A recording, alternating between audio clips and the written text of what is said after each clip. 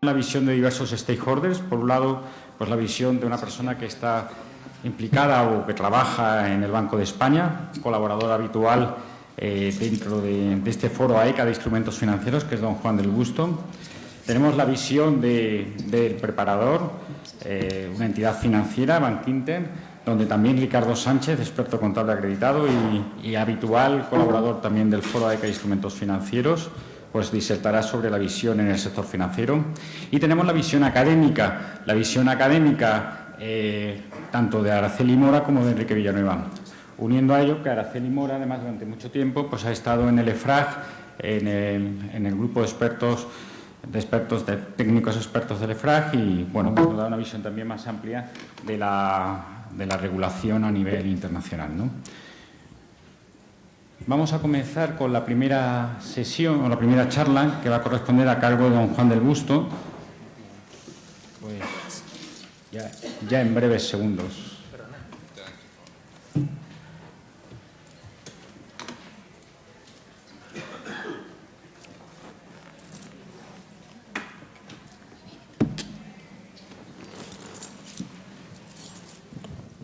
¿Ahora sí? Sí, cuando quieras. Así te funciona. Buenos días. Lo primero, agradecer a Felipe la organización de las jornadas y en particular que me siga invitando. Mi tema es la circular contable Banco España. Me preguntó Felipe en junio si puede dar una presentación de la circular y yo dije que sí, que se puede hacer la presentación. El problema es que he sido demasiado ambicioso. De momento no hay circular. Lo que tenemos es un proyecto de circular. Se ha metido a consulta pública y se espera que se haga dentro de los próximos meses. Lo que he hecho es centrarme simplemente en el modelo de pérdida esperada. La circular contable es un cuerpo normativo bastante amplio y regula desde luego todos los instrumentos financieros. Solamente vamos a ver la parte de pérdida esperada. Y esto, como trabajador de Banco España, es algo que me obligan a hacer. Es algo que todo el mundo se imaginará, que cualquier cosa que diga no es más que mi punto de vista, que de ninguna manera puedo comprometer la institución, pero es algo que nos obligan a poner entre las presentaciones. Lo primero de todo, ¿por qué tenemos una circular contable? Originalmente teníamos la NIC 39, que era un modelo de pérdida incurrida, y lo que se hizo por parte del Banco de España es emitir la circular COT 2004, que lo que hacía es concretar lo que es un modelo de pérdida incurrida para las entidades de crédito. El problema que tenemos a partir de 2018 es que desaparece la NIC 39. A partir de esa fecha es necesario aplicar la NIF 9 en los estados consolidados. Obviamente, la circular COT 2004, que está redactada con un modelo de pérdida incurrida, no puede sobrevivir al 2018. Luego es necesario una nueva circular que incorpore un modelo de pérdida esperada. Y supongo que esto ya lo conocen todos los asistentes, pero por repasar un poco cuál es el modelo de pérdida esperada de NIF 9. Lo que dice la NIF 9 es que hay 3 buckets o 3 stages de carteras de crédito. La primera son las operaciones en default. He utilizado el término inglés default porque en español queda un poco raro. La NIF 9 habla de impago, a pesar de que pues, son operaciones que no tienen por qué estar con impago. Puede estar al corriente del pago, pero que la entidad considere que son problemáticas. Son los activos malos, por así decirlo. Y lo que dice la NIF 9 es que aquí hay que reconocer las pérdidas esperadas a lo largo de toda la operación. Básicamente es lo mismo que NIF 39. Una vez que el activo es problemático, se reconoce toda la pérdida. El otro componente que tenemos es el de las operaciones normales. Las operaciones donde no hay un incremento de riesgo significativo desde la concesión.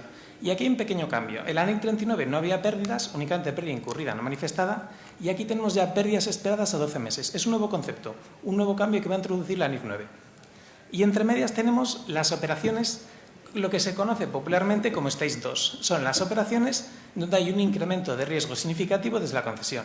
Y lo que dice aquí la NIF 9 es que hay que reconocer la pérdida esperada a lo largo de la operación. Este es el marco general de NIF 9. NIF 9 da únicamente una serie de criterios y principios, pero no da un calibrado determinado, ni unos criterios o factores automáticos. ¿Qué se hace en la circular? Se concreta parte de estas definiciones. La primera es el default, que es un default, y cuando las entidades tienen que considerar que la operación debe considerarse como Stage 3, a efectos de la NIF 9. En NIF lo único que se dice es que la definición de impago debe establecerse por la propia entidad. Vi una serie de indicaciones, da también unas referencias de que se espera que esté alineada a la gestión del riesgo, pero no hay un criterio o un factor automático. Hay una presunción de 90 días de mora, pero aún así esa presunción no es automática. Cabe prueba en contrario por parte de la entidad. ¿Qué se ha hecho en la circular? se ha desarrollado más los criterios de default. Se incluye los 90 días, pero como un factor automático. A partir de los 90 días es un factor automático de dudosidad. Luego, 90 días de mora es un factor para llevarlo como activo problemático. No cabe prueba en contrario. Hay también otra serie de factores automáticos, no solamente la mora. Por ejemplo, las segundas refinanciaciones en algunas operaciones. La idea es que para que no se encubran los problemas de algunas operaciones encadenando refinanciaciones, lo que se hace en algunos casos es que la segunda refinanciación es un factor automático para llevar la operación como problemática. Se incluye también otra serie de factores automáticos, por ejemplo, los concursos sin petición de liquidación y los saldos reclamados judicialmente. Luego, está más constreñida, por así decirlo, la libertad que en el caso de la NIF 9. Una vez que se cumplen estos factores automáticos, tiene que ir directamente como operación en default. Y hay también una serie de indicios. Son indicios que sí que admiten prueba en contrario por parte de la entidad. Esto será muy similar ya a la NIF 9, porque estos indicios en la mayoría están recogidos también en la norma internacional de contabilidad. Ese es el primero de los criterios que se aportan, cuándo se tiene que clasificar una operación como problemática. Otro de los criterios que se aporta, la norma habla de pérdida esperada a lo largo de la operación, que es lo mismo que tenemos antes como pérdida incurrida. En NIF 9, ¿cómo se mide esto? En NIF 9 no se recoge una metodología establecida, sino que son las entidades las que tienen que adoptar su propia metodología. ¿Qué hace la circular contable de Banco de España? Aquí recoge un modelo dual. Se recoge la posibilidad de metodologías propias por parte de las entidades y lo que se establece también es para las entidades, se está pensando sobre todo en entidades más sencillas, en entidades que no tienen capacidad o voluntad por desarrollar metodologías propias.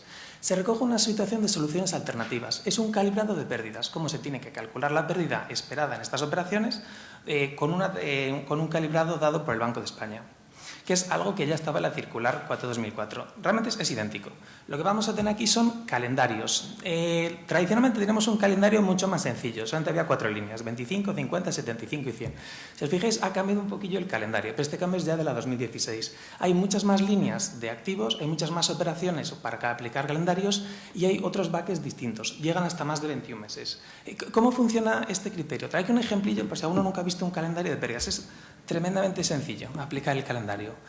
Tenía aquí un ejemplo de un préstamo a una gran empresa con vencimiento 1 de enero del 2018 y a partir de esta fecha empezamos a aplicar la propuesta circular de Banco de España.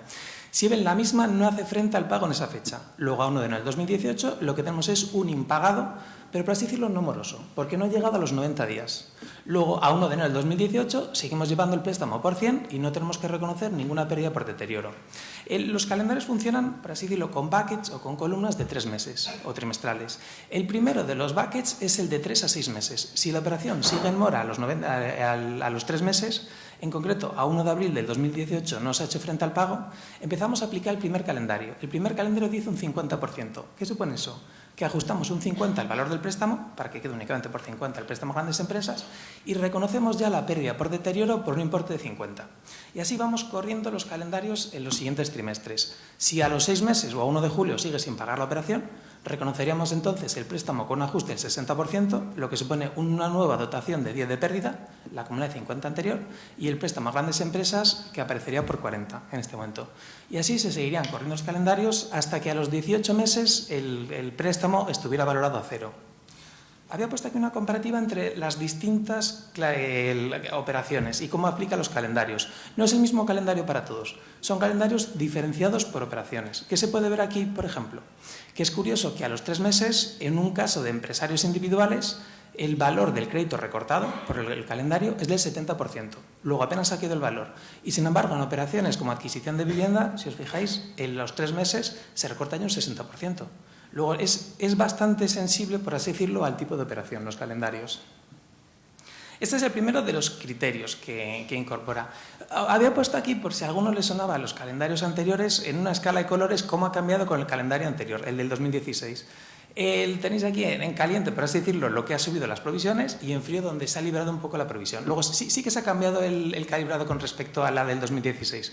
Aquí parece que es más por evolución del ciclo, por nueva información, que por criterio contable, porque el criterio contable debería ser el mismo. ¿Qué más dice la norma? En la NIF 9 habla de que las operaciones con incremento de riesgo significativo tienen que calificarse como Stage 2, pero no queda claro en la norma, bueno, es a juicio de la entidad, que es lo del incremento de riesgo significativo. Este es el modelo de NIF 9. Se entiende que la entidad es la que tiene que establecer su definición de incremento de riesgo significativo y se da una serie de pautas. Si tienes que analizar el riesgo de crédito o el riesgo de pérdida por riesgo de crédito, si tienes que analizar un factor relativo y similares. Hay una presunción de 30 días de mora, pero de nuevo la presunción de 30 días de mora admite prueba en contrario. ¿Qué se ha incorporado en la circular que está a consulta pública? Se incorporan factores automáticos. Una operación refinanciada, desde el momento que se refinancia, hay que entender que se trata de una operación, y se sigue replicando aquí el nombre que tenemos antes, de normal en vigilancia especial. Una operación de normal en vigilancia especial con el calibrado de NIF 9 son los Stage 2, son aquellas donde hay incremento de riesgo significativo de la concesión. Se reconoce también en estos casos los concursados que no van a considerarse como dudosos. Son operaciones en concursados donde haya pasado más de 2 años y se haya pagado un 25% de la deuda. Luego hay un calibrado, hay unos criterios de qué debe entrar aquí. Hay también recogida la presunción de 30 días en mora, pero aquí también admite prueba en contrario, no es un factor automático. Y hay también una serie de indicios de que se entiende que supone un incremento de riesgo significativo en la operación. ¿Qué más se hace en la circular? También se da un calibrado para cómo medir las pérdidas para las operaciones no problemáticas, para las operaciones en Stage 1, donde hay que reconocer la pérdida esperada a 12 meses, y para las operaciones en Stage 2, reconociendo la pérdida esperada a lo largo de la operación. Aquí es más sencillo todavía el sistema de cómo reconocer las pérdidas esperadas en operaciones no dudosas. Se aplica un porcentaje sobre el total de la exposición. Aquí tenéis los porcentajes. Obviamente aquí no tiene sentido aplicar calendarios, porque estos son operaciones no morosas. Luego son operaciones que están al corriente del pago, o por lo menos que no llevan 90 días de impago. Lo que se hace es establecer un porcentaje dado sobre la cartera. Y hay una diferencia aquí en 2 niveles. Si os fijáis arriba, las columnas se diferencia entre riesgo normal y riesgo normal en vigilancia especial. Es lo que sería el Stage 1, o las operaciones normales de la NIF 9, y las operaciones con un incremento de riesgo significativo desde la concesión. Y por abajo se diferencian por las distintas líneas de operaciones. Financiación de construcción y promoción, grandes empresas, pymes, hogares. Os trae también aquí el calibrado. El anejo vigente del 4/2016 tenía los porcentajes que veis ahí. En la revisión del anejo se han recalibrado y aquí tenemos de nuevo un esquema de colores, de qué ha subido y qué ha bajado. En principio, el riesgo normal en vigilancia especial debería ser más elevado o los criterios que con NIF 39, porque son una pérdida esperada a lo largo de la operación y ya no es la pérdida incurrida no manifestada. Y estas son las variaciones que ha habido, entre un 11,3 y alguno que libera hasta el 2,6. El último punto que traía es cómo se tiene que tratar las garantías en las operaciones. Son operaciones donde se ha aportado alguna garantía por parte del acreditado. Normalmente son garantías reales, el caso que es más se regula. En NIF 9 dice que en todos los casos las pérdidas o las entidades son las que tienen que desarrollar metodologías no solamente de analizar el riesgo de crédito, sino de analizar la garantía efectiva que se tiene por estas operaciones. ¿Cuál es el importe que se tiene que considerar? ¿Qué se hace en la circular o la propuesta circular de Banco de España? Hay una obligación de que las entidades desarrollen políticas y procedimientos para valoración de garantías reales. Y para aquellas entidades que no tengan desarrollados modelos internos, se recoge también una solución alternativa de cómo se tiene que aplicar esas garantías reales. ¿Cuál es el recorte que se tiene que hacer sobre las mismas? ¿Qué es lo que se hace aquí? Si una operación está garantizada por algún bien real, obviamente no se coge todo el valor que hay de la tasación como garantía efectiva, sino que lo que se hace es aplicar una serie de recortes. Se está pensando en los recortes en la pérdida de valor que hay hasta el momento de la ejecución y en gastos posibles del de ejecución. Estos son los recortes que tiene la circular 4/2016 y la que hay en la revisión del 2017. Si os fijáis, son muy similares. La idea es que se provisionen de esta manera solamente por la exposición en riesgo. A una exposición que tenga una entidad se le va a recortar el importe de la garantía que se considere efectiva. No es toda la tasación, es la parte que se considere como efectiva. Luego es un calibrado que se incorpora en la circular. Otro tema que no dice nada la NIF 9 y sí que se ha desarrollado en la circular contable. En NIF 9 no se recoge un criterio, por así decirlo, de un periodo de cura. ¿Qué pasa en una operación que haya sido problemática, que haya habido un incremento de riesgo significativo o incluso que haya sido moroso? Un moroso que lleve 91 días de impago y al día siguiente paga una cuota. Automáticamente se pone en 60 días de impago. La NIF 9 no tiene ningún criterio ni ningún periodo de cura. En la circular 4 en la circular de Banco de España, la propuesta que hay en el 2017, se incorpora una serie de periodos de cura para operaciones refinanciadas. El problema de una operación refinanciada es que puede haber dado problemas con el calendario original y una vez que se modifica el calendario, que sea capaz de hacer frente a los pagos. Pero obviamente se pide un periodo mínimo de cumplimiento de las obligaciones contractuales. Hay de esa manera una serie de condiciones que se tienen que cumplir por parte de la entidad para considerar la operación como riesgo normal. Es verdad también esto que no es un criterio propio del Banco de España. Aquí lo único que se está haciendo es recoger los criterios que tiene la Autoridad Bancaria Europea, que dice que en las operaciones refinanciadas se tienen que cumplir una serie de condiciones para poder considerar que la operación sigue siendo normal. ¿Cuáles son los criterios que se recogen? En el caso de que haya un dudoso refinanciado, obviamente no porque no tenga cuotas impagadas se va a reconocer ya como una operación normal, sino que después de la refinanciación es necesario que se cumplan una serie de condiciones. Lo primero es un periodo de cura, 1 año, que tiene que estar la operación en esa categoría de dudoso. Es necesario también que esté al corriente del pago y que se haya reducido el principal renegociado, que se hayan satisfecho los importes vencidos al montar la refinanciación y que no tenga operaciones vencidas con más de 90 días. Más que replicar todos los criterios, sobre todo ser conscientes de que aquí hay una serie de criterios tasados para cuándo pueden salir las operaciones de dudosos. Y lo que dice la norma también es que una vez que cumple estas operaciones, no podemos entender que va directamente a normal. Una operación refinanciada dudosa, donde se cumple en el calendario del año, debería pasar a normal en vigilancia especial, que es el criterio de incremento de riesgo significativo. Se considera que no es un default a efectos de la NIF 9, pero sí que tenemos que seguir manteniéndolo, para así decirlo, en la nevera durante otro tiempo. Y hay otra serie de factores que se incorporan aquí. Dice la circular, y porque estamos replicando aquí los criterios de la Autoridad Bancaria Europea, que tiene que ser altamente probable que pueda cumplir con las obligaciones antes de que pueda ir hasta hacia normal, que tiene que pasar también un periodo de prueba de 2 años, que tiene que tener pagos regulares de principal y de importes vencidos, y aquí se es un poco más estricto con que no tenga impagos en otras operaciones. No tiene que tener operaciones vencidas con más de 30 días. Y... ¿Ya? No, perdón, ya he acabado. Muchas gracias.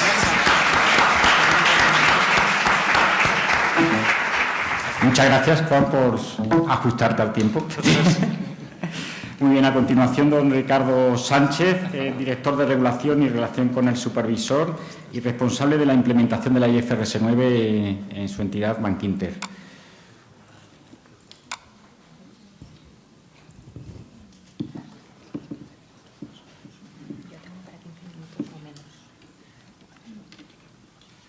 Buenos días. Gracias otra vez a la ECA por invitarme un año más y también a la universidad, que además es mi alma mater, por permitirnos estar aquí en sus instalaciones. Yo os traigo una presentación muy sencillita. No voy a hablar de impactos de IFRS 9. El tema de la implementación de IFRS 9 yo por lo menos lo tengo superado. Los bancos ya hemos avanzado en nuestros proyectos de implementación. Sustancialmente tanto el proyecto como el diseño como los desarrollos están completados o en proceso de completarse, y si hay algo que falta, pues realmente no es el momento de entrar en pánico. Entonces, aquí lo que os traigo simplemente es una reflexión sobre 2 temas muy concretos. Uno es, hay multitud de estudios sobre impactos que tienen en incremento de provisiones, qué impactos puede tener esto en capital, en los bancos, en las entidades, en su solvencia, etcétera. Pero sí que veo dos elementos que yo no creo que han quedado muy bien tratados. O por lo menos pienso que no he encontrado suficiente literatura al respecto. Uno es este concepto de la pérdida esperada, cómo impacta en la estabilidad financiera. Voy a desglosarlo un poquito. Y con estabilidad financiera no solamente vamos a ver el aspecto macroprudencial, que es el que, y también explicaremos lo que es esto, sino lo que queremos ver es en general cómo afecta a nosotros, en el día a día, en nuestro día a día, nosotros como consumidores de los servicios que proporcionan los bancos. Por otro lado también, y un potencial impacto en estabilidad financiera en la propia contabilidad de los bancos, está la supervisión y las guías supervisoras que actualmente tenemos en curso, y en particular os he traído una, que es la más novedosa, la que ha salido recientemente publicada por el Banco Central Europeo, que está en fase de consultas, que es la guía, la llama la guía de NPEs, pues es la guía de préstamos deteriorados, que establece las expectativas que tiene el supervisor sobre provisiones. Y vemos lo que ellos denominan lo que es un ajuste de provisiones prudencial. Esos son los 2 temas que os traigo hoy. Entonces, en principio, simplemente os voy a dar una pincelada de estabilidad financiera. La estabilidad financiera, en principio, lo que busca, y os he puesto ahí una cita, tenéis muchísimas más, generalmente la estabilidad financiera lo que busca es que en un entorno de un mercado se desarrollen políticas que minimicen el impacto en un shock debido a una variable macro. Bien porque lo ocasione problemas en una entidad que tenga un impacto sistémico, o bien porque tengas condiciones macro, pues intereses de tipos bajos, o estás en un ciclo recesivo de la economía y si estás viendo cómo se incrementan tus impagos, tu tasa de mora, tu tasa de desempleo, etcétera.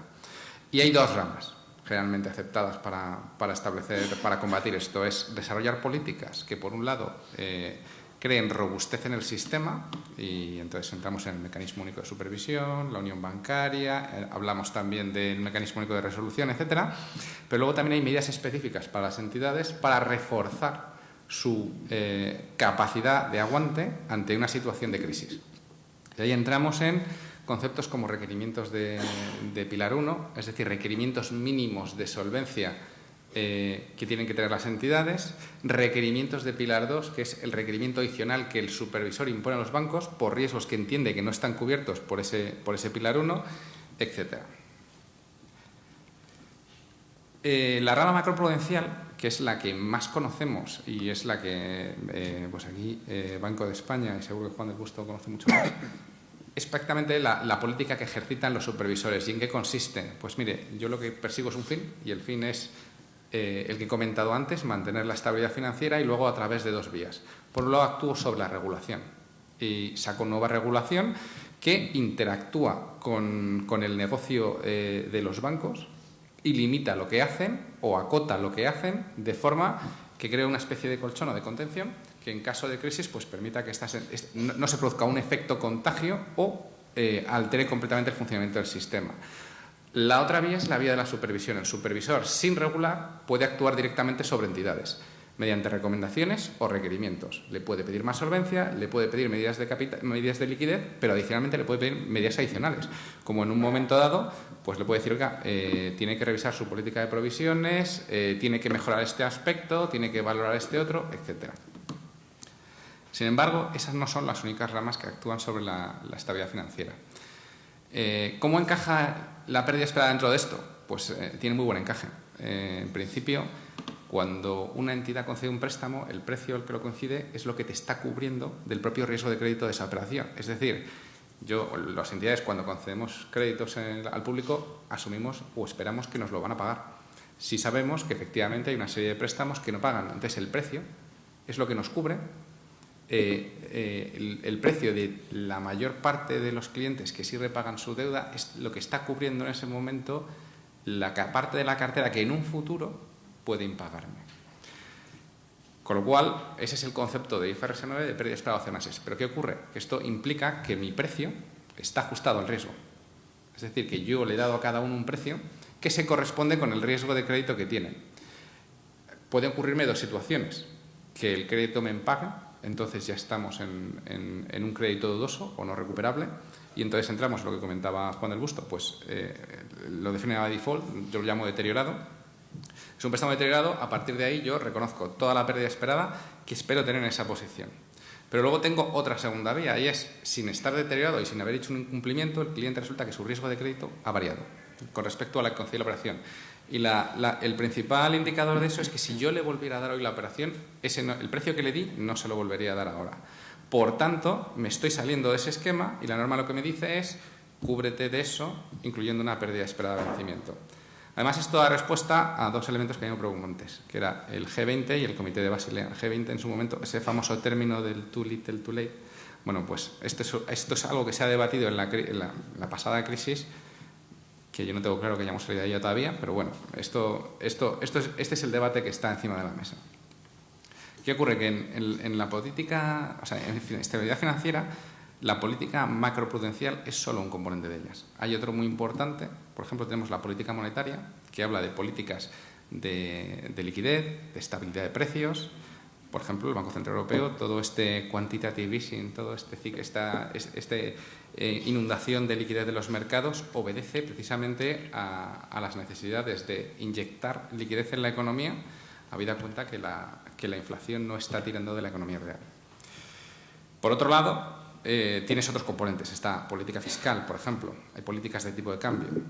Pero un componente muy, muy importante es la política de precios. Al final, la estabilidad en precios es lo que te da cierta certeza de que cuando vas o planificas desde un punto de vista empresarial tu financiación a largo plazo, estás mirando pues el precio al que más o menos te puedes financiar. Y eso es lo que te permite hacer una estrategia a largo plazo. Si tú estás en un mundo de precios de financiación muy volátiles, esa proyección a largo plazo se hace muy complicado. La tienes que hacer a más corto plazo. Y precisamente la pérdida esperada tiene un impacto muy significativo en el precio, o puede tenerlo, porque efectivamente, si partimos desde el principio en el que mi precio tiene que incluir tanto el coste del riesgo como mi coste de financiación y otros costes de estructura, pues ahí es donde yo tengo un componente que con IFRS 9 no solamente me incrementa, sino que puede convertirse en volátil. Realmente el que incrementen las provisiones no tiene que afectar el precio. Lo que sí afecta al precio es que ese coste de riesgo o esa percepción del riesgo del cliente vaya cambiando en el futuro y eso se tenga que registrar contra la cuenta de resultados. Hoy por hoy, cuando concedo una operación, yo puedo mirar la pérdida esperada de la operación a vencimiento, solo registro la pérdida incurrida, pero si hay cambios en ese riesgo, yo no tengo que registrarlos contra mi cuenta de resultados. Ahora sí. Y mi consejera delegada en el banco es un tema que va a mirar. Y si empieza a haber volatilidad en el coste del riesgo, le es más difícil planificar la protección estratégica a 1 año o a 3 años de la entidad. Y por ende, eso puede o no trasladarse al mercado. Sorprendentemente aquí, aquí os pongo un poquito los componentes de precio. Un componente muy importante es el coste de capital. Eso lo vamos a ver cuando veremos la interacción con las provisiones prudenciales. Claro, evidentemente esto lleva a un incremento significativo, a ver, un incremento en provisiones. Hasta aquí está claro, esto es lo que está en la literatura.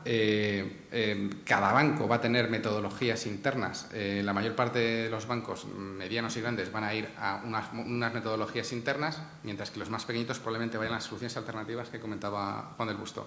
Sin embargo, mis metodologías pueden diferir de las de BBVA o las de Santander. Entonces, ¿va a haber consenso? Pues depende, porque mi cartera no es la misma que la del Santander y la del BBVA. Entonces, ¿va a haber diferencias en las metodologías? Sí, no hay, eso no hay duda. Pero no tienen por qué ser necesariamente extraño que eso sea así. Lo que sí es relevante es el componente que introduce la norma sobre lo que llama el forward-looking information, la información prospectiva. Yo ahora no me fijo yo parto o me anclo en la situación actual, pero proyecto lo que va a ocurrir en el futuro. Y la norma me obliga a escoger escenarios. Entonces, esta es la parte de la norma que está hoy más verde. En principio está ahí, pero no existen en el mercado herramientas que te permitan hacer una proyección más o menos fiable. Y mi perspectiva de lo que va a pasar en la economía en el futuro no va a ser la misma que la de Juan y del resto de mis compañeros. Entonces, si eso va a influir en mis provisiones, me va a generar volatilidad en las provisiones. Otro de los aspectos importantes es que existen ineficiencias entre las provisiones contables y el marco de capital. ¿Y esto por qué ocurre? Pues cuando se planteó el marco de capital, se planteó que la cartera sana tendría que ir con un horizonte temporal de 1 año. Se calcula una pérdida esperada a un plazo de 1 año, porque en su momento se asumía que una entidad puede recapitalizarse o tomar decisiones para alterar su base de capital en 1 año. Esto probablemente habría que enviarlo. Y una de las recomendaciones, precisamente, del Comité de Basilea es que desearía que los contables nos moviéramos a un modelo de pérdida esperada. Bien, pues ahora que estamos ahí, resulta que yo voy a registrar provisiones a vencimiento, mientras que en capital, en la parte de la cartera sana, sobre todo en el Stage 2, solo las voy a tener a 1 año. Y si yo tengo defectos en provisiones, esto de alguna forma se me deduce de mi base de capital cuando informo yo la solvencia al supervisor. Pero si tengo exceso, esto no me retorna la solvencia, con lo cual el movimiento no es simétrico. Estas ineficiencias generan que la implementación de IFRS 9 vaya a tener una reducción en los ratios de solvencia de las entidades. Por esta razón está en proceso, lo llaman el proceso de Fast Track en la Comisión Europea, un ajuste transicional para salvar esta situación durante un periodo de 5 años. Sin embargo, hay otra parte que no estamos viendo, que es la que os comentaba. Sí, lo importante es, bien, todo esto altera la posición del capital del banco, pero ¿qué pasa con el precio del producto del banco? Esa es la clave. Al final, los bancos siguen o desempeñan una función económica. Somos canales entre el ahorro y el consumo y la inversión. Cualquier cosa que altere ese canal tiene un impacto directo en el mercado. Entonces, me remito a lo que os comentaba sobre estabilidad de precios. Al final, aquí existe un riesgo, ahí no me atrevo a decir si es mucho, poco o medio, de que se altere la dinámica de precios en el futuro, en el precio simplemente de la financiación.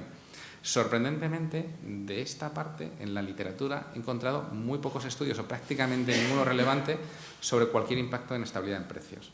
Y de hecho, bueno, este es en parte del objeto de la investigación que estoy haciendo en esta casa. Y la otra parte que os traía es la guía de NPLs del Banco Central Europeo. Esta guía, que se ha publicado recientemente y está en periodo de consulta, es una guía que complementa a una expectativa supervisora de lo que hay que hacer con los activos problemáticos que publicó ya el ECB en marzo de este año.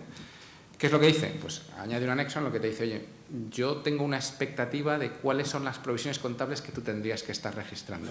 Si difieren de las mías, me las vas a explicar o vas a ajustar tu base de capital como diferencia entre tus provisiones y las que yo tenga. Evidentemente a la baja. El exceso no se contempla. Pero ¿qué ocurre? Que esto, como todo, al final tiene un impacto en nuestra propia contabilidad. Y eso es lo que vamos a ver ahora. La adenda es bastante sencilla.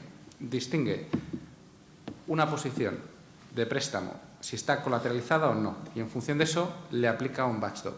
Si no estás colateralizada, te pide que tengas, y entras en default, te pide que tengas una provisión constituida por el 100% en un periodo de 2 años, como mínimo lineal. Estamos linealizando las provisiones. Si estamos en una posición que está colateralizada, ese 100% se tiene que conseguir en 7 años. Pero el neto, o sea, solamente la parte que es que no esté colateralizada o cubierta por ese colateral. Si pasados 7 años no hemos podido ejercitar o adjudicarnos ese colateral y ejecutarlo y convertirlo en efectivo, entonces tenemos que asumir que no es ejecutable, pierde su condición de garantía eficaz y, consecuentemente, tenemos que dotar ese 100% con independencia del colateral. ¿Y esto cómo se compara? Pues es una simple operación aritmética. Estas son tus provisiones, le tienes que añadir cualquier reserva que tú tengas en capital para estos aspectos, y si lo hay, en los modelos avanzados que usamos los bancos para determinar nuestra solvencia. Si la pérdida esperada y la pérdida y las provisiones difieren y tenemos un déficit, ese déficit nos lo deducimos en capital y tenemos un ajuste que publicamos, está en nuestro informe de relevancia prudencial, y ves ahí, oye, la comparación entre lo que se calcula la pérdida esperada de capital y las provisiones es este déficit. Ese déficit se deduce y a mí me permite la nueva guía usarlo para compensar esas provisiones. A partir de ahí voy a tener diferencias y esas diferencias tengo que explicar para ver si son diferencias legítimas o no legítimas. Pero si no lo son, lo que me pide la guía hoy por hoy es que meta un ajuste en pilar 1. Y además hago un desglose. Ese desglose primero es al supervisor, pero en nada pues tendrá que ser al mercado. Y esto evidentemente trae problemas. El primer problema es que estamos hablando de un ajuste de pilar 1. O sea, estoy diciendo que el requerimiento regulatorio que está en un reglamento de la Unión Europea de capital mínimo que yo tengo que tener, le tengo que deducir esto. Esto solo hay un precedente, que es el ajuste, hay un ajuste de valoración por instrumentos financieros, un ajuste prudente en capital, que consiste en, usted tiene que establecer, si tiene usted instrumentos a valor razonable, usted establece un valor que se considera prudente, que está en norma, y cualquier exceso que tenga sobre esta valoración, usted lo ajusta en capital. Pero esto, que se ha implementado, se hizo a través de un proceso legislativo y esto ha resultado en un reglamento de la Unión Europea, que es de obligado cumplimiento para todas las entidades. Curiosamente, esto sale solamente de una guía. Ni hay un proceso legislativo ni nada para el estilo. Desde mi humilde opinión, para mí esto tiene más sentido que sea parte de la evaluación supervisora que haga el banco, y si el Banco Central Europeo o el Banco de España, y si tiene alguna duda sobre la suficiencia de mis provisiones, me lo coloque por pilar 2, que es donde me realiza la evaluación supervisora para riesgos que no me cubren mi pilar 1, y luego entidad a entidad. Esto tiene interacciones bastante complicadas con IFRS 9.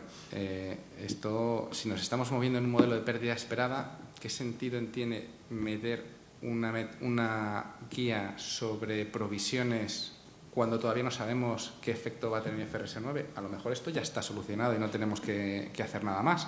O sea, la expectativa supervisora es legítima, pero el calibrado es relevante y tiene impacto en todo esto que comentábamos ahí, el coste del riesgo, lo que me consume en capital, y todo eso son componentes del precio del crédito. Y esto es lo más impresionante. ¿Cuándo entra esto en vigor? El 1 de enero de 2018. No había otra fecha. Es que no quedan fechas en el calendario. Pues al mismo tiempo que IFRS 9. Y esto ha salido en octubre. Y todavía es una guía en fase de consultas. Otra cosa sorprendente es que solamente afecta a los nuevos deteriorados que se produzcan a partir de esta fecha. A la cartera antigua no le afecta. Comentamos, si queréis, en el turno de preguntas cuáles son las razones. Pero esto es como decir que solo superviso los días pares. Los impares no. El otro apartado es que ¿cuándo empieza a contar mi calendario para hacer estas provisiones supervisoras? A partir del momento en el que yo clasifico en default. Me remito a lo que ha dicho Juan.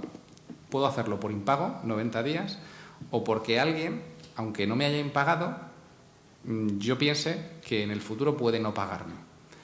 Claro, pero es que hasta que me impague voy a seguir recibiendo flujos recuperatorios. Esto desincentiva totalmente a que yo empiece a clasificar a alguien por motivos distintos al impago. Porque al final esos flujos recuperatorios que me van a empezar a contar el calendario, me ponen el contador a cero, ahí pongo en marcha el reloj, pues no me van a contar la recuperación. Y son recuperaciones reales, el cliente no ha impagado, va a seguir pagando hasta el momento en el que me impague. Y esos flujos recuperatorios, esta guía no los tiene en cuenta. Por otro lado, lo que estoy haciendo es, después de desarrollar una cantidad de modelos ingentes para IFRS 9, estamos volviendo a un calendario. Yo voy a tener 2 años o 7 años y una provisión lineal. Linealizo las provisiones. La filosofía de IFRS 9 es estima si hay pérdida y si la hay, no la linealices. Dótala en el momento en el que la tienes. Si la dotas ya, todo lo que esperas perder, lo dotas hoy. Ahora vamos a linealizar de nuevo esas provisiones, con lo cual vamos a empezar a dotar más al principio, pero menos al principio y más al final. Va a ser un distinto ritmo, con lo cual nos estamos creando artificialmente una diferencia entre estas provisiones prudenciales y las provisiones contables.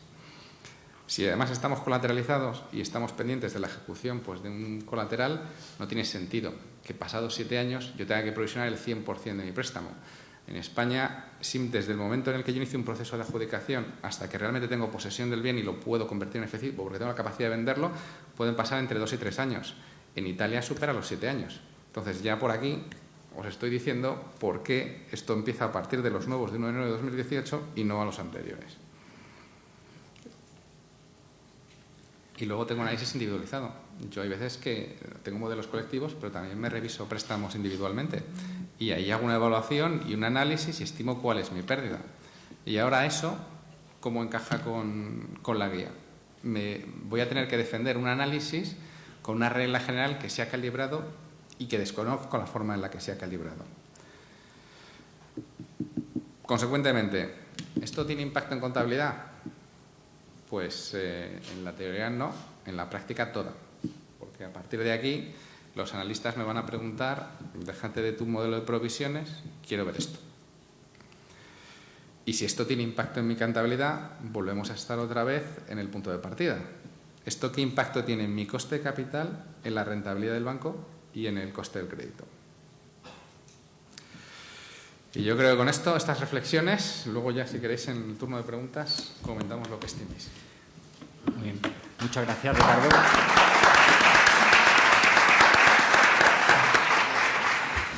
Muy bien, muchas gracias por tu intervención. A continuación, Araceli Mora.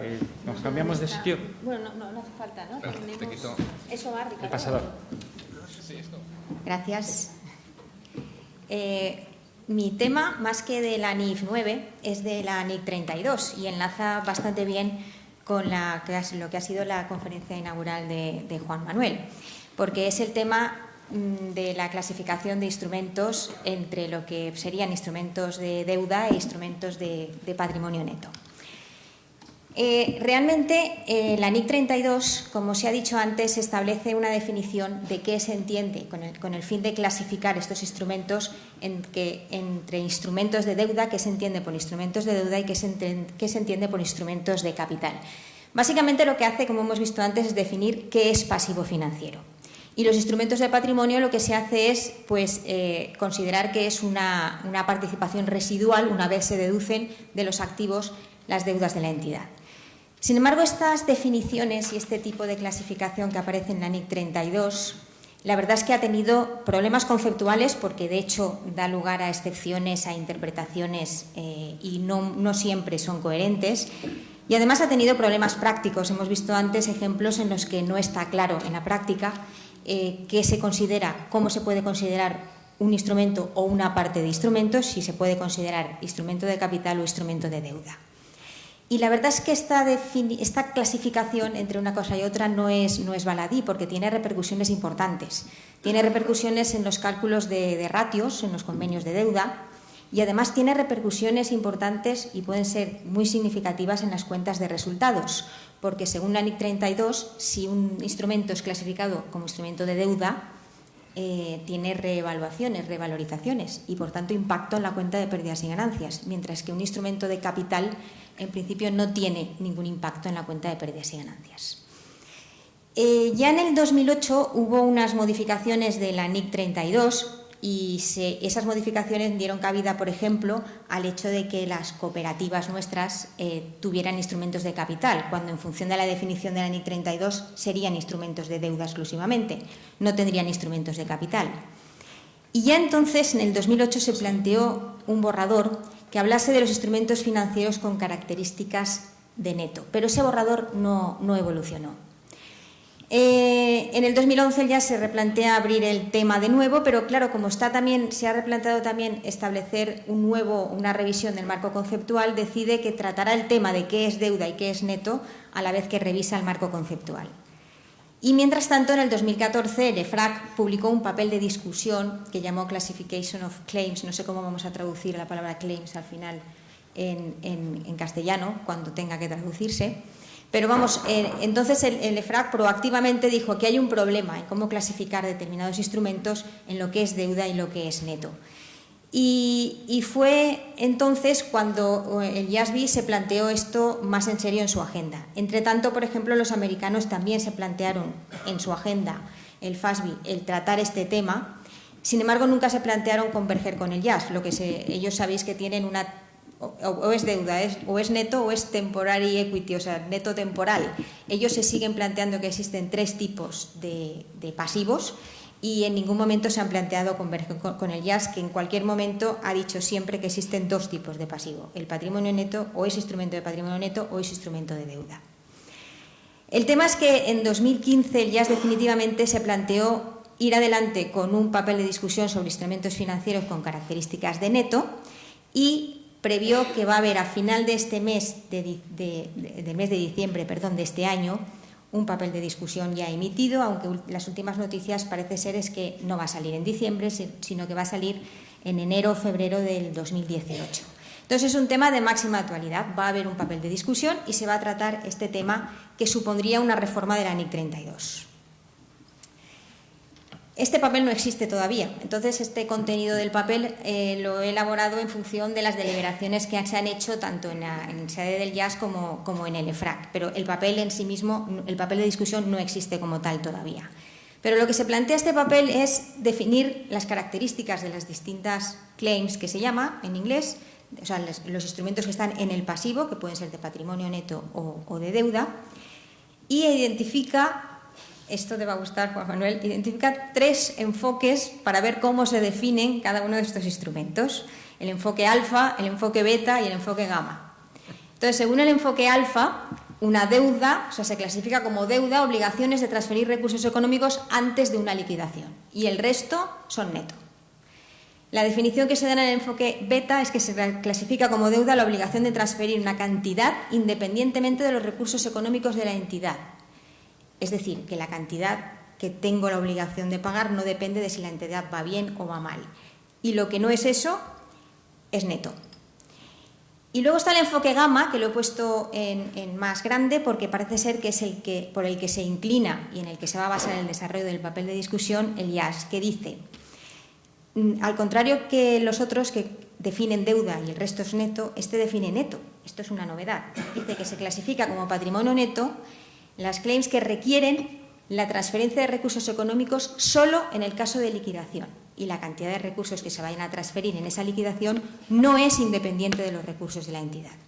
Es decir, todas aquellas obligaciones o claims, entre comillas, no serían obligaciones, de pagar una determinada cantidad solo en caso de liquidación de la entidad, y que además esa cantidad puede ser cero porque depende de los recursos económicos de la entidad, serán patrimonio neto.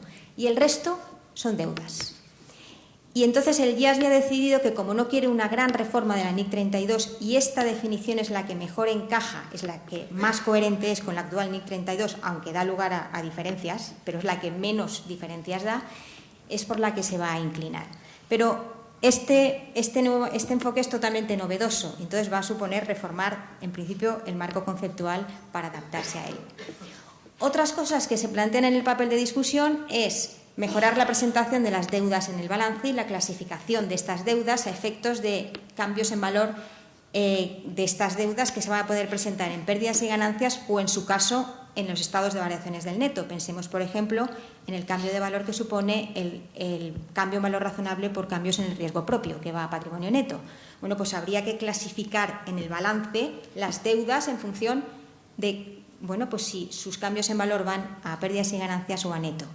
Se plantea también mejorar la presentación de los instrumentos clasificados como patrimonio neto, incluyendo subclases de patrimonio neto, porque con esta nueva definición de neto va a haber solamente una partida residual, que son las acciones ordinarias. Las demás se van a llamar patrimonio neto senior e implican, cosa que hasta ahora no ocurría, que se cambia la valoración también de estos instrumentos de patrimonio. Y estos cambios de valor pueden suponer una transferencia de ese valor a otra cuenta de patrimonio neto, que se llama senior también, o bien puede haber, ese cambio de valor puede tener incidencia en la cuenta de pérdidas y ganancias. Al final el patrimonio neto total de la entidad no variará, pero sí habrá transferencias entre las distintas subclases de instrumentos de patrimonio neto. Otros temas del futuro papel de discusión. Se va a hablar el tema de los derivados sobre acciones propias, es decir, el ejemplo que comentábamos antes de poder pagar con acciones propias y cómo encaja esta situación de la que habla NIC 32 dentro del enfoque gamma. Se van a hablar de determinadas claims con resultados que están condicionados a que ocurra determinados eventos. Entonces, creo que esto también se ha dicho antes, es decir, se va a valorar si el incentivo económico va a permitir clasificar de entrada algo como patrimonio neto o como deuda. Por ejemplo, si evidentemente existe esa posibilidad, depende de mí, de que sea deuda o neto, pero no hay incentivos económicos para hacerlo de alguna manera determinada, debo clasificarla de la otra. En principio, la decisión del IAS es que en principio no. En principio, esos incentivos económicos no se van a tener en cuenta. Se pretende mejorar la información adicional en la memoria, se pretende reflejar cómo contabilizar las transferencias entre estas cuentas de neto senior, o sea, estas que sí van a cambiar su valor.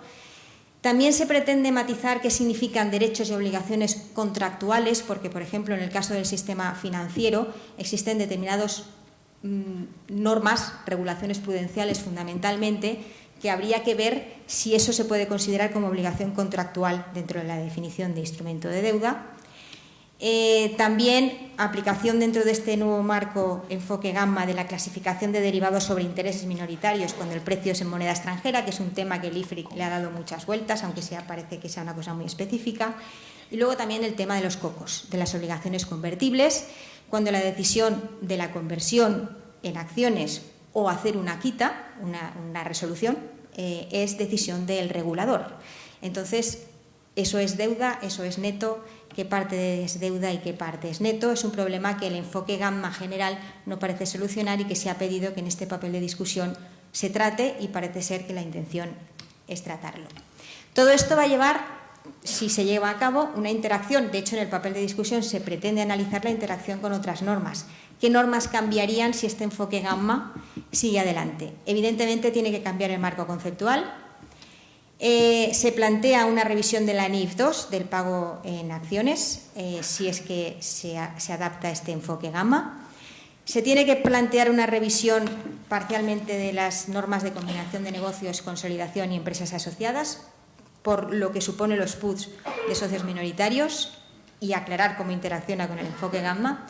Tendremos que cambiar la NIF 7 y la NIF 9 en acorde con este enfoque. No se va a tocar en principio, no se piensa reconsiderar la IFRIC 2,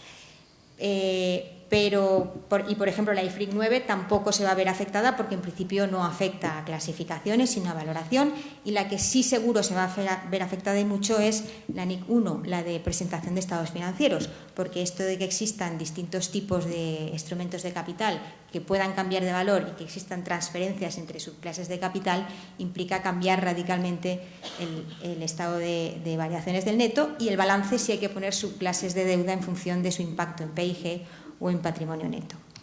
En definitiva, que yo me esperaría a cambiar lo de patrimonio neto versus deuda en el plan, no. Mientras yo sea subdirector, el enfoque gamma... Casi seguro que no, pues no digas nunca jamás, Juan Manuel, porque este papel de discusión, que no existe todavía, lo podemos poner como tema del próximo FIVE, puede dar lugar a bastantes cambios conceptuales importantes y en la práctica, desde luego, en el sistema financiero seguramente bastante significativos. Muy bien, muchísimas gracias, Araceli, y además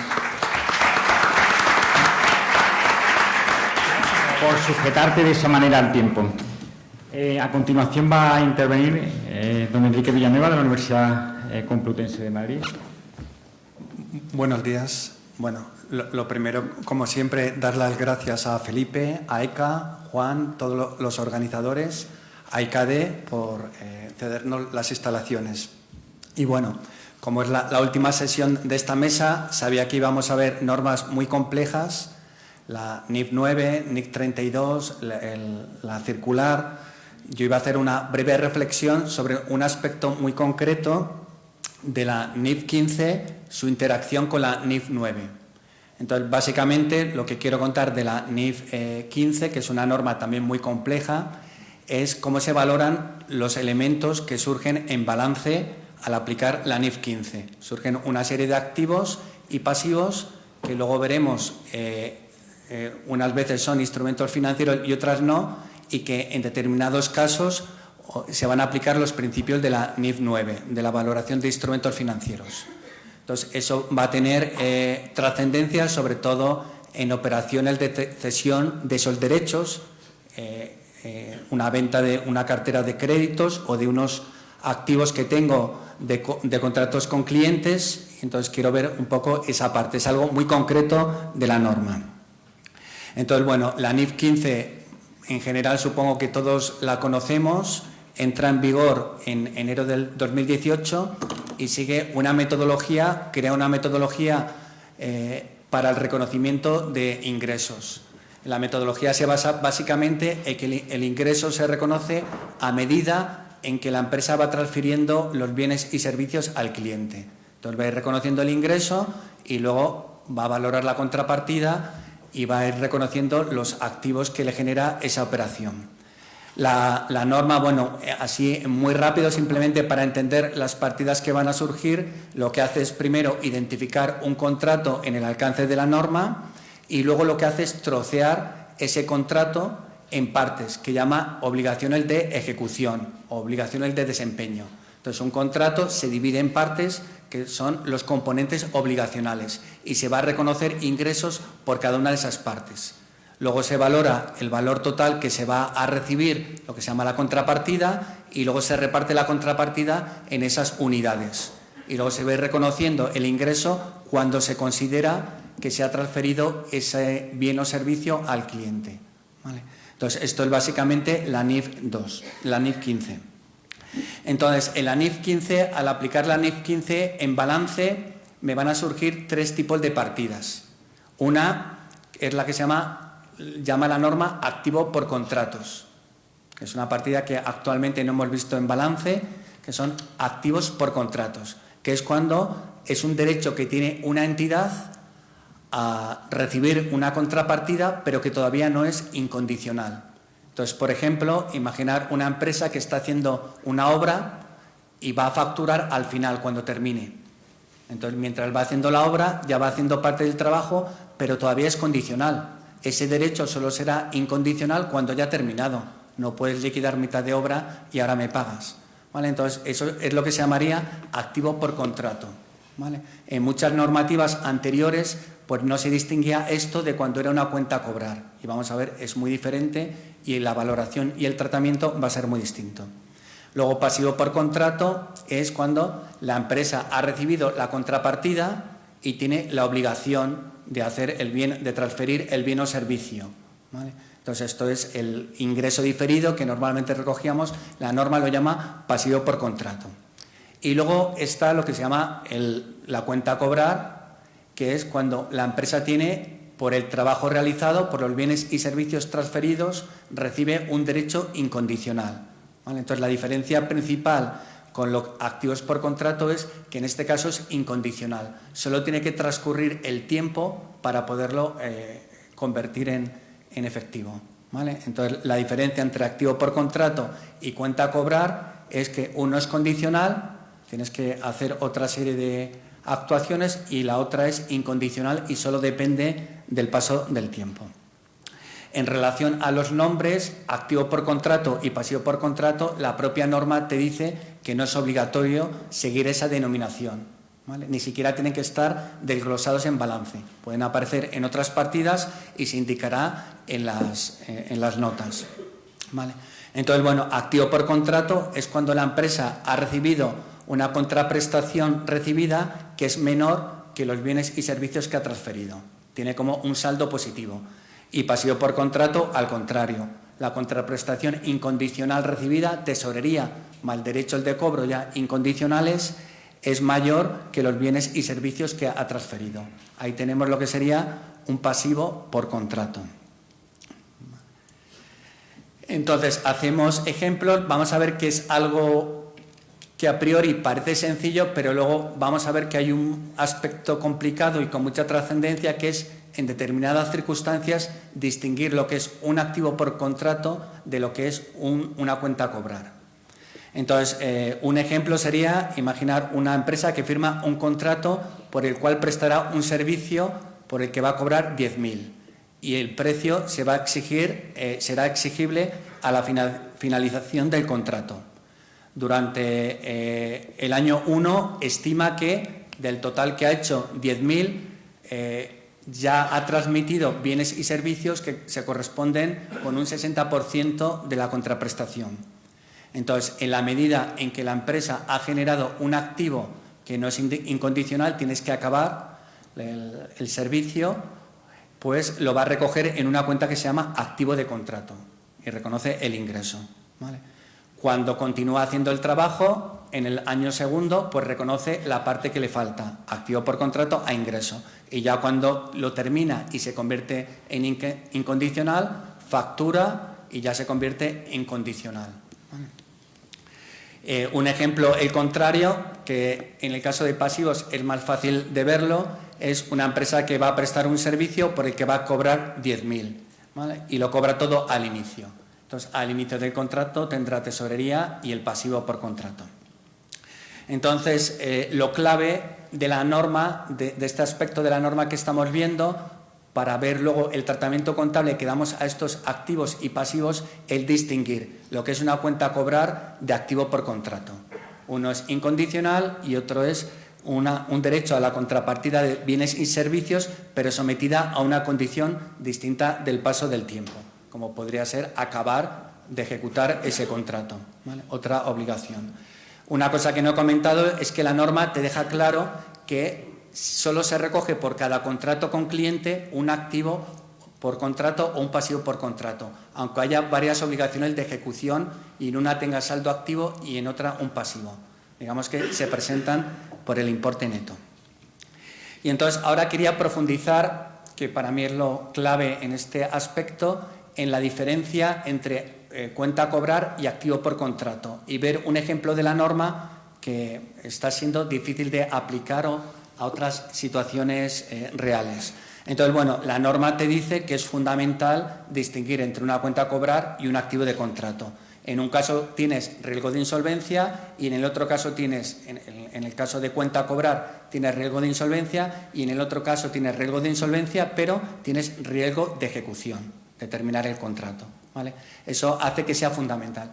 Y luego, en este párrafo de la base de conclusiones, te explica un poco y te pone ejemplos para ver cuándo se puede considerar un activo, una cuenta a cobrar. Entonces, primero te dice el caso general, que es el que tenemos en mente todos, que sería la operación en el que realmente algo es incondicional cuando has hecho la entrega.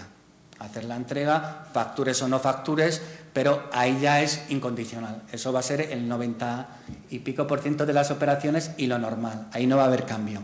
Pero luego te pone otras situaciones y te dice que una sociedad sin haber facturado puede tener una cuenta a cobrar. Tú lo tienes recogido en el contrato, no al facturado, pero se pone que a partir de tal nivel de obra ya es exigible, ya has podido no facturar, pero por contrato ya eso es un derecho incondicional, ¿vale? Entonces, la norma deja bien claro que la facturación no es, ni quiere decir que sea exigible, ni el hecho de que no haya facturación no quiere decir que no lo sea, ¿vale? Y luego, para mí, el caso más controvertido y que da lugar a problemas en operaciones reales sería el caso de un derecho incondicional. Te pone la empresa imaginar un caso en el que se exige un pago anticipado al inicio del contrato. Imaginar que yo soy una empresa de servicios y tengo un software con una empresa y en enero de cada año me tiene que pagar ya. Yo emito la factura en enero y tiene 2 meses para pagarme.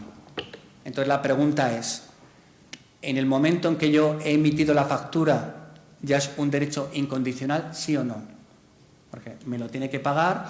Entonces la norma hace un ejemplo, que os lo voy a enseñar rápido por el tiempo que tenemos, hace un ejemplo en el que te dice que en el momento en que emite la factura ya es incondicional, ¿vale? Entonces el ejemplo, para verlo mejor, imaginar una empresa que tiene, este es un ejemplo, el 38b de la norma. Una empresa que realiza un contrato no cancelable de transferir un producto a un cliente. El contrato requiere un pago anticipado el 31 de enero, ¿vale? Y el cliente paga en marzo. Entonces, en la firma del contrato, en principio, aunque es un contrato no cancelable, hay derechos y obligaciones, pero se entiende que todavía no es incondicional, porque todavía no tienes la obligación de hacer el pago. Sin embargo, te dice que en enero, cuando habías pactado en el contrato que hay que realizar ese pago, ya se convierte en incondicional, ¿vale? Entonces, en ese momento tienes que hacer el asiento cuenta a cobrar a pasivo por contrato, ¿vale? Y lo tenemos en cuenta a cobrar, que estamos viendo que sería, ahora vamos a ver, un instrumento financiero, ¿vale? A todos los efectos. Y luego, evidentemente, ya cuando haya el pago, entonces lo complicado o lo polémico de este ejemplo es que en la facturación ya puedas recoger una cuenta a cobrar. O porque el hecho de facturar, entiende la norma que desde el momento en que es exigible ese derecho, en el momento en que ha llegado la fecha de vencimiento de ese pago anticipado, en ese momento se considera que es una cuenta a cobrar, ¿vale? Es tan polémico que ya sabéis que hay un grupo de implementación, primero fue conjunto entre el IAS y el FAS ha cambiado este ejemplo. Ha cambiado este ejemplo y ha quitado que el hecho de la facturación se pueda considerar que sea un instrumento financiero. Entonces, bueno, he estado mirando lo que opinan los libros de las auditoras en relación a este problema. Ni en el libro de Price, Deloitte y KPMG no he encontrado nada. Entonces, pongo solo EY, no porque sponsorice el acto, sino porque era el único que ponía una opinión al respecto. Entonces, dice una cosa que a mí me parece bastante sensata, que tiene que ser muy raro el caso en que tú puedas considerar que tienes un derecho incondicional sin haber hecho la entrega.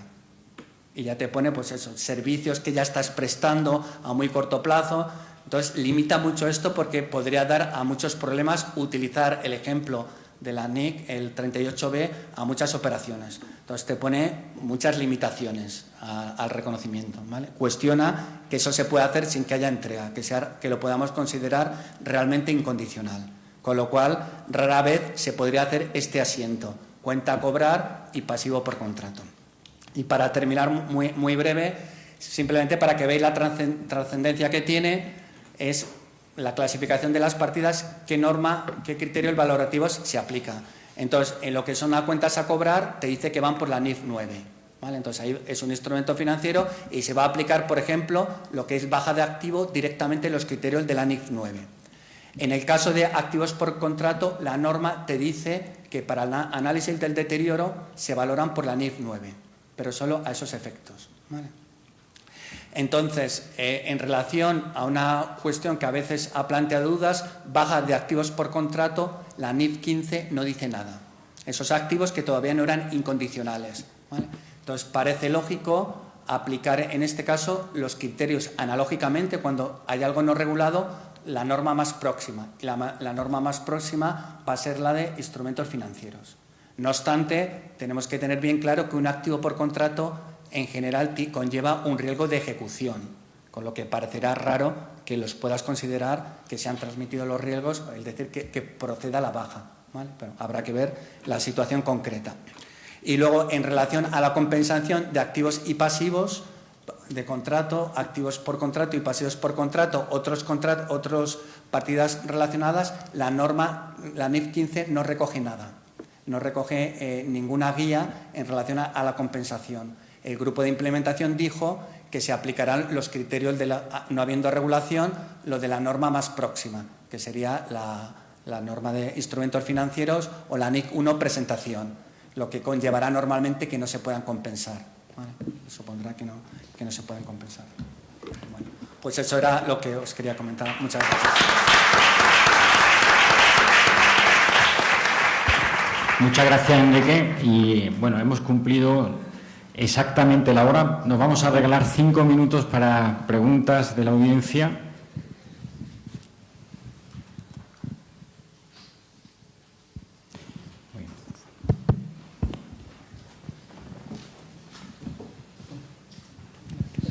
Sí, sí.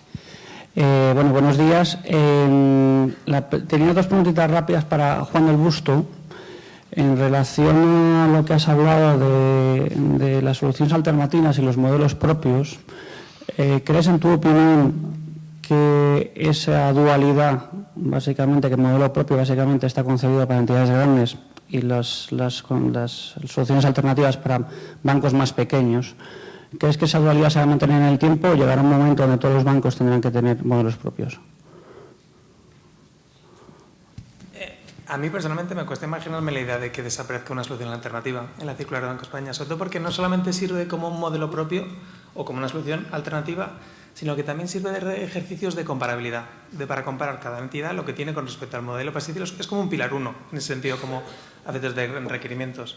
Y a mí me cuesta ver que desaparezca.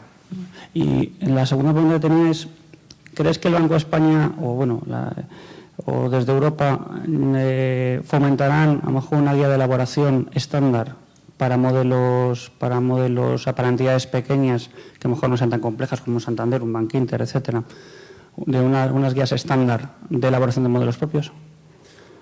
¿Pero de elaboración o de solución alternativa? Sí, por ejemplo, un banco ahora mismo pequeño, por ejemplo, como en el que estoy yo, nosotros vamos directamente por soluciones alternativas, pero si el día de mañana tenemos que elaborar un modelo, como al final la regulación Banco de España es la misma para todos los bancos, pues seguramente muchas cosas, que es lo que estamos sufriendo, ¿no? Que tenemos una legislación igual, por ejemplo, que la del Santander, cuando somos un banco mucho más pequeño, y eso nos supone unos costes de cumplimiento de unas cosas que a lo mejor en nuestro negocio no llegamos. Entonces, no sé si se tiene contemplado, en tu opinión, ¿crees que se contemplaría una guía de decir, bueno, una guía estándar? Pero una guía estándar como tal de medición de riesgo de crédito con NIF 9 ya está elaborada por Basilea, que lo que ha hecho es prácticamente replicarla y cambiar de referencias, y la ha publicado como propia. El SSM me parece que también publicará alguna guía sobre cómo tiene que implementar ese modelo de pérdida esperada, y en ese sentido funciona para todos, funciona para los grandes y para los pequeños. Y una solución alternativa internacional que por parte de Europa a mí me extraña, sobre todo porque todos los reguladores han renunciado a nivel europeo a regular el régimen contable. Si no hay una solución estándar más que en España es porque el resto de reguladores no han hecho nada hasta ahora. Me extraña que en este momento vayan a aplicarlo por el mero hecho de cambiar a NIF 9. Si en NIF 39 ya tenía sentido que hubiera este tipo de calibrado, si no había ninguna respuesta supervisora en el resto de Europa, a mí me cuesta imaginarme que en este momento vaya a verlo. Okay. Y después tengo una pregunta para Ricardo Sánchez al respecto de bueno, lo que es la política de precios. Realmente, también tu opinión personal, si puede ser, si nosotros, por ejemplo, y nos imaginamos que estamos en el año 2005 y tenemos este nuevo sistema aplicado, nosotros correríamos nuestros modelos y en base a esos modelos pues cogeríamos lógicamente la información histórica que tendría el banco y en cuanto a eso pues bueno, pues cogería todo lo que es el ciclo económico alcista, lo cual tendríamos un registro de menores impagos y esos menores impagos nos podrían ser mucho más competitivos en precios, ante lo cual nosotros podemos bajar los precios y dar los mismos servicios por un precio muy inferior, lo cual, bajo mi punto de vista, estaríamos engordando una posible burbuja. En cambio, cuando llegásemos a 2010, por ejemplo, nosotros correríamos nuestros modelos y ya tendríamos la parte 2007-2010, donde realmente es toda la crisis de las reestructuraciones, etcétera, con muchos impagos, lo cual haría que tuviésemos que dar los mismos productos, pero a un precio muy superior. Viendo la realidad, vemos que el Banco Central Europeo en 2011-2012 lo que ordenó a los bancos es dar más dinero para no ahogar la economía. ¿No es un poco incongruente? Bueno, con independencia de que el supervisor diga que demos dinero, al final lo que realmente ocurrió es que se secó el mercado de crédito. O sea, al final Bankinter, por ejemplo, paró su producción hipotecaria. No se daban hipotecas porque el precio que yo le pedía a un cliente para un perfil de cliente, ese cliente no existía. Y la otra consecuencia lógica es que, como tú has apuntado, efectivamente el precio subió mucho.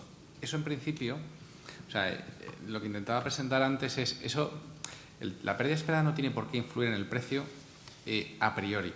¿Por qué? Porque cuando alguien entra por la puerta de mi sucursal, a la hora de fijación del precio, yo le indico o yo estimo cuál es el riesgo de crédito, el coste de capital, el coste de fondeo que tengo en la operación que le voy a dar, en la divisa que se la voy a dar, al plazo que se la voy a dar y con el rating que tiene ese cliente. Y lo podemos tener más o menos sofisticado. El problema es que una vez yo le doy el precio, variaciones en ese riesgo yo no tenía que registrarlas contra la cuenta de resultados. Ahora sí. Y además esas variaciones me van a venir por conceptos tan dispares como es lo que llamamos el componente del Forward Looking Information, que al final lo que yo voy a considerar es distintos escenarios y cómo son esos escenarios y si esos escenarios no son lineales y a qué plazo.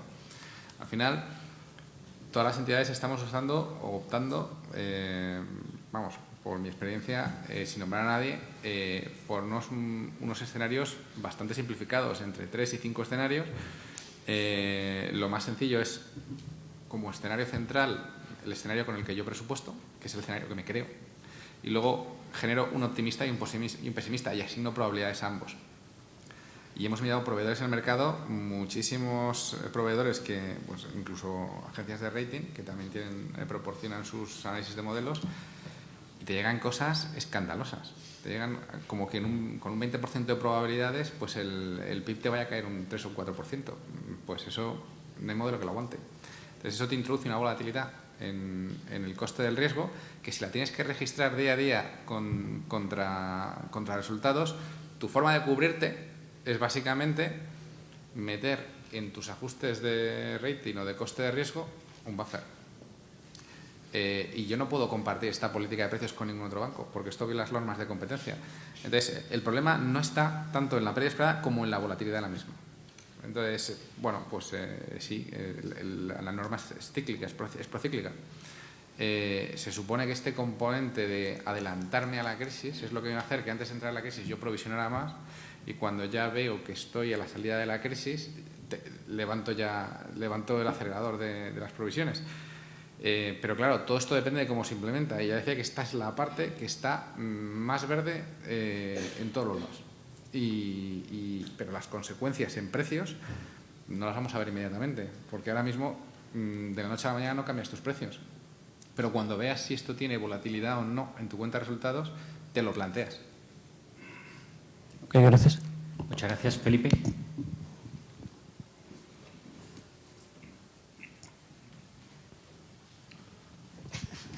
Gracias. En relación con el forward looking, en el IFRS 9, yo personalmente no veo tan claro que se interprete como el hacer interpretaciones del futuro, o sea, que se pareciese un poco a las pérdidas anticíclicas, decir, bueno, pues si va a venir un ciclo bueno, va a venir un ciclo malo. Yo creo que se llama forward looking sencillamente por animar al uso de probabilidades, pero las probabilidades las vamos a sacar más del pasado que del futuro. Las probabilidades yo creo que deben de sacarse de históricas, de unas determinadas circunstancias, unas determinadas carteras, pues cuáles han sido sus circunstancias, y luego, eso sí, modificar esas estadísticas del pasado con las circunstancias que se dan hoy y que no se daban cuando se hicieron esas estadísticas. De manera que, aunque se llama forward looking, yo creo que se llama así porque es el uso de probabilidades, pero esas probabilidades creo yo que no exige la norma de que se hagan, digamos, adivinaciones de lo que va a ser el futuro, porque si no estaríamos en ese otro modelo que teníamos en España, que creo yo que no coincide con el de IFRS 9. Y yo estoy de acuerdo, pero el problema es que, y así es como generamos los escenarios. O sea, al final no hemos optado por una solución de mercado porque lo que hemos visto fuera pues no nos ha gustado en nuestro caso particular. Pero cuando tú miras escenarios pasados, ves varias cosas. La primera que ves es que los escenarios no son lineales. Es decir, no tiene la misma probabilidad que ocurra un escenario pesimista que un optimista. Y entonces eso la norma expresamente te obliga a considerarlo. Cuando eso lo tienes que fijar, o sea, al final, cada año que pasa tienes más históricos. Cuando vas refinando tus escenarios y sobre todo les vas asignando probabilidad, y que eso ya es, eso sí que es un poco de bola de cristal, es lo que te distorsiona la proyección de tus provisiones. Ese es el problema. Y aunque te abstraigas de cualquier componente exógeno del futuro que no haya ocurrido hasta la fecha de balance, en la generación de escenarios tienes estos problemas. ¿Qué solución se está dando? Pues de momento cada entidad está intentando pues ceñirse a lo que conoce en el pasado y adoptar una postura de un escenario de proyección a 3 o 5 años y a partir de ahí una tendencia through the cycle, que es lo que tiene sentido. Pero el problema está en esa proyección de 1 a 5 años, sobre todo si estás en operaciones o en créditos de corto plazo o de consumo o operaciones financiación de circulante, por ejemplo. Muy bien. Son las 12 menos 20. Estamos 10 minutos por encima de lo previsto, o sea, con el rigor acostumbrado en este foro. Podemos estar hasta las 12:05 más o menos, ¿no, Felipe? ¿O 12? Café. Para el café. Nos dejamos hasta las 12:05, nos damos 5 minutos más. Muchas gracias y un aplauso para la mesa.